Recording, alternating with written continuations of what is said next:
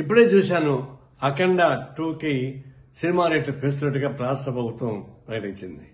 ఇలాంటి ప్రకటన ద్వారే కదా ఐబొమ్మ రవి లాంటి వాడు పుట్టేది.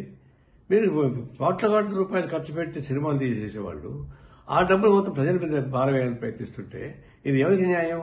కాబట్టి ఇంకా ఈ విలువైన కాస్ట్లీగా ఉన్న సినిమాను చూడడానికి ఇష్టమైన ప్రజానీకం ఐబొమ్మ రవి లాంటి వాడు చేసిన సినిమాలు చూస్తున్నారు. మీరే కదా సూచిస్తున్నారు. మళ్ళీ అతను అరెస్ట్ చేసే హక్కు మీకు ఎక్కడ వచ్చింది? ఈ ప్రభుత్వానికి నైతిక హక్కు లేదు. ఐబొమ్మ లాంటి వాళ్ళని అరెస్ట్ చేసే నైతిక హక్కు మీకు లేదు. ఎందుకంటే మీరే సృష్టిస్తున్నారు అటువంటి వాళ్ళని. ఇప్పుడు ఆయన జైలు పెట్టి ఇంకా చాలా మంది వస్తారు. ఇలాంటి సినిమాలని రేట్లు పెంచి దివాళాపూరితంగా సంపన్న వర్గాల ఊడిగని చేస్తూ సామాన్య ప్రజానికాన్ని జోబులు కొట్టేసేటువంటి తిరుక్షోరం చేసేటువంటి అయిపోతున్నారు. ఇంకా రాబోతున్న సినిమాలు 6-7 సినిమాలు రాబోతున్నాయి. అవి ఎందుకు పెంచుతారు ఇంకా అంటే అట్లా పెంచుకుని పోయి ప్రజలను భారం వేస్తుంటే ఇట్లాంటి ఐబొమ్మ రవి లాంటి వాళ్ళు చాలా మంది పుడతారు.